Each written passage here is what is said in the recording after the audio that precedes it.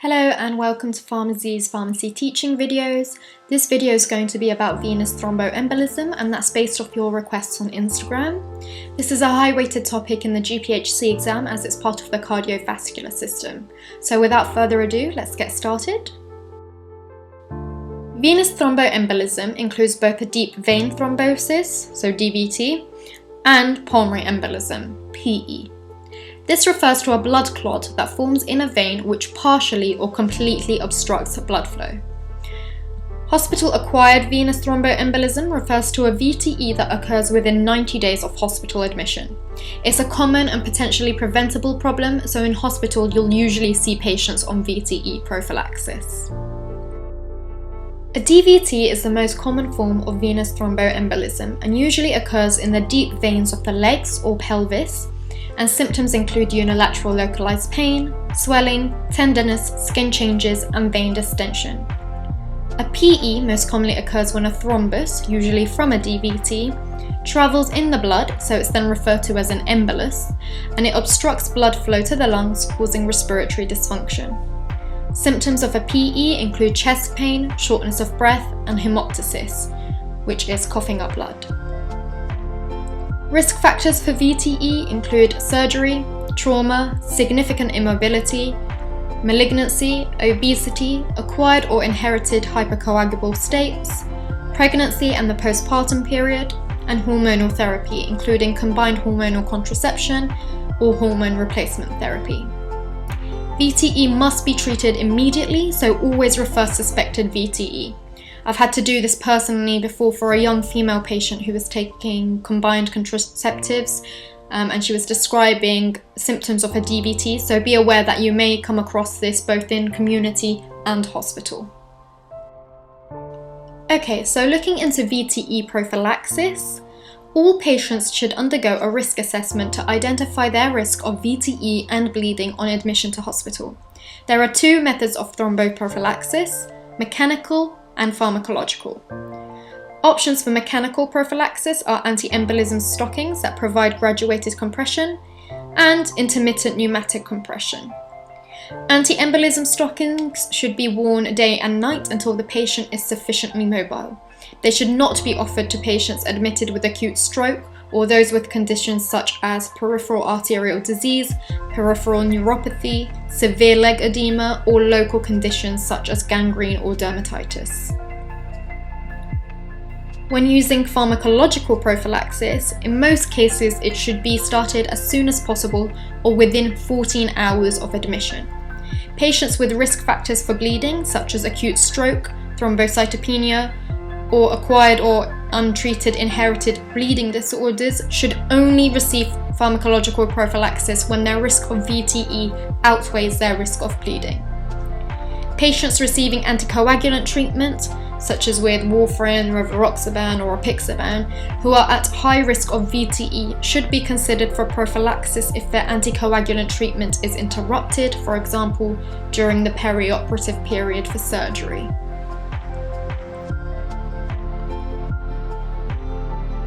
Looking into surgical patients, the guidelines for VTE prophylaxis in surgical patients can be quite complicated, and the majority of the time choice is based on the type of surgery, the patient's condition, and hospital policy.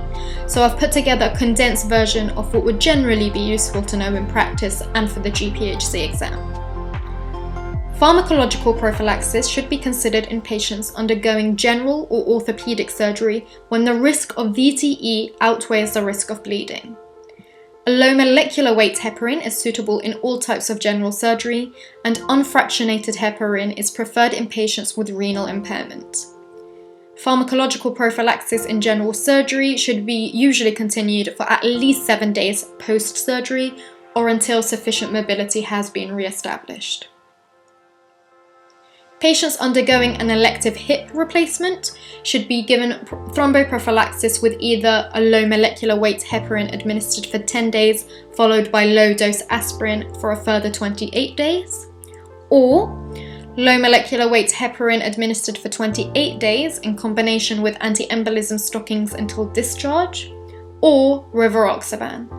If these options are unsuitable, apixaban or dabigatran can be considered as alternatives. If pharmacological prophylaxis is contraindicated, anti-embolism stockings can be used until discharge.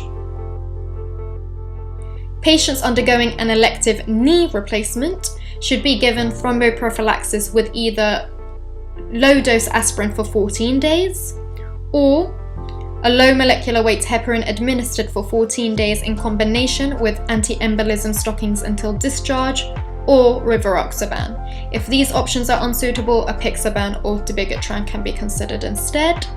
And if pharmacological prophylaxis is contraindicated, intermittent pneumatic compression can be used until the patient is mobile.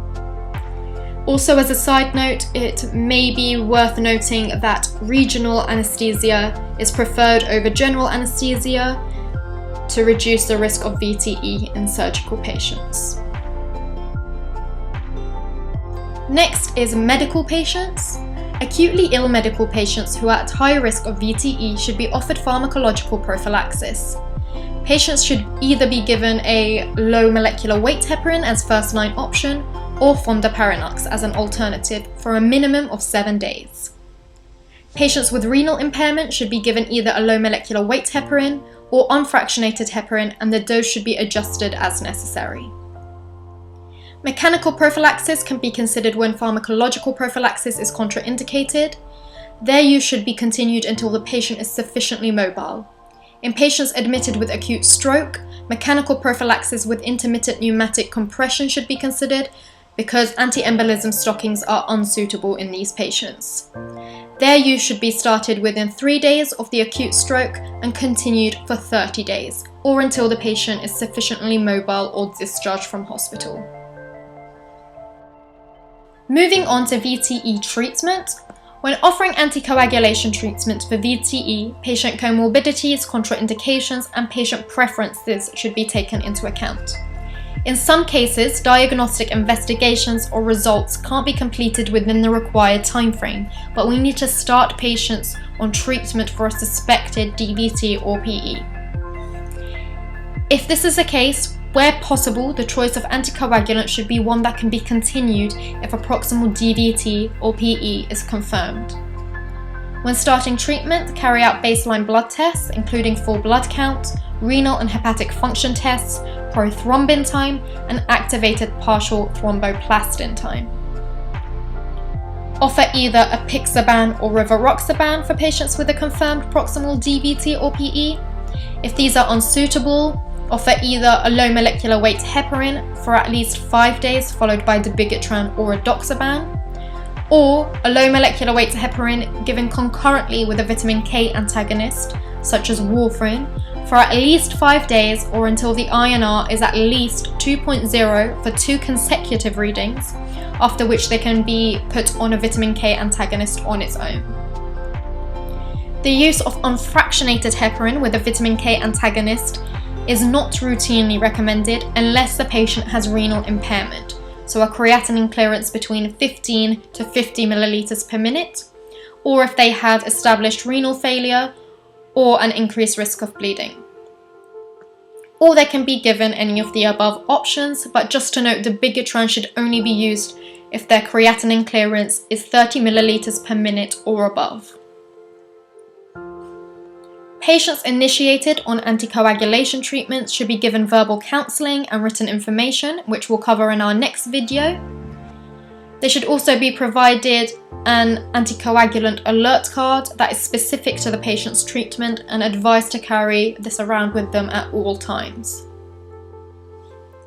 If anticoagulation treatment fails, so they develop another clot, you should assess the patient's adherence to the treatment, so are they actually taking it correctly, as well as other potential sources of hypercoagulability.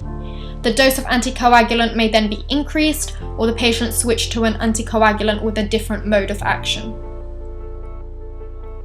Patients with a confirmed proximal DVT or PE should be offered anticoagulation treatment for at least 3 months, after which the benefits and risks of continuing, stopping, or changing anticoagulation treatment should be assessed and discussed with the patient.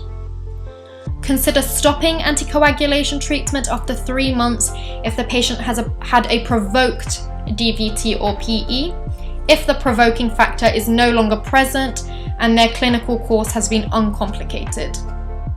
Patients should be given advice about the risk of recurrence and written information on symptoms or signs to look out for and who to contact to discuss any new signs, symptoms, or other concerns. For patients with an unprovoked DVT or PE, consider continuing anticoagulation beyond 3 months. Discuss with the patient their preferences and the risk of VTE recurrence and bleeding, and you can use the HAD-BLED scores to help with this. Explain to patients with low bleeding risks that the benefits of continuing anticoagulation treatment are likely to outweigh the risks.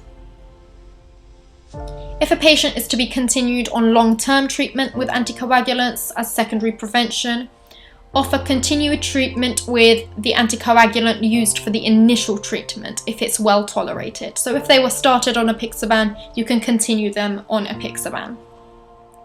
If the current treatment is not well tolerated or the clinical situation or patient preferences change, consider switching to apixaban if the current treatment is a direct acting anticoagulant other than apixaban.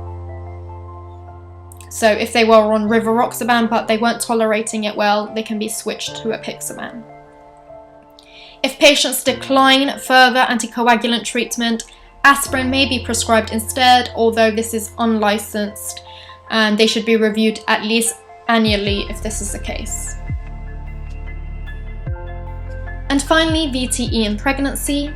In terms of prophylaxis, all pregnant women who are not in active labour with a risk of VTE that outweighs the risk of bleeding should be considered for pharmacological prophylaxis during hospital admission with a low molecular weight heparin, and this should be continued until there's no longer a risk of VTE or until the patient's discharged.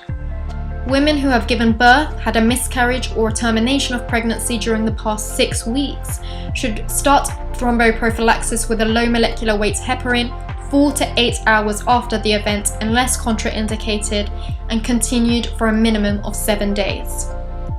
Additional mechanical prophylaxis should be considered for women who are likely to be immobilized or have significantly reduced mobility, and continued until the woman is sufficiently mobile or discharged from hospital.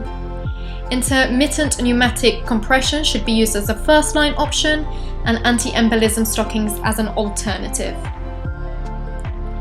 In terms of treatment, before initiating pharmacological anticoagulation treatment for VTE, carry out baseline blood tests including full blood count, coagulation screen, urea and electrolytes, and liver function tests. A low molecular weight heparin should be started immediately for a suspected VTE and continued in patients when a DVT or PE is confirmed. In the initial management of a DVT, an elastic graduated compression stocking should be applied on the affected leg as an additional treatment to manage symptoms such as pain and swelling. Women considered to be at high risk of hemorrhage should be treated with IV heparin, which is unfractionated, until the risk factors for hemorrhage have been resolved. If VTE occurs when a patient is at term, then consider also using IV unfractionated heparin. So that's all for our video on venous thromboembolism. I hope you found this treatment summary useful, and I know based on your messages this can be a particularly overwhelming topic, so please feel free to copy out the tables for a quick reference guide or drop me a message on Instagram if you'd like a copy of the slides. As always, make sure to like and subscribe to our YouTube channel, as well as following us on Facebook and Instagram for quick quizzes on this topic. Thank you.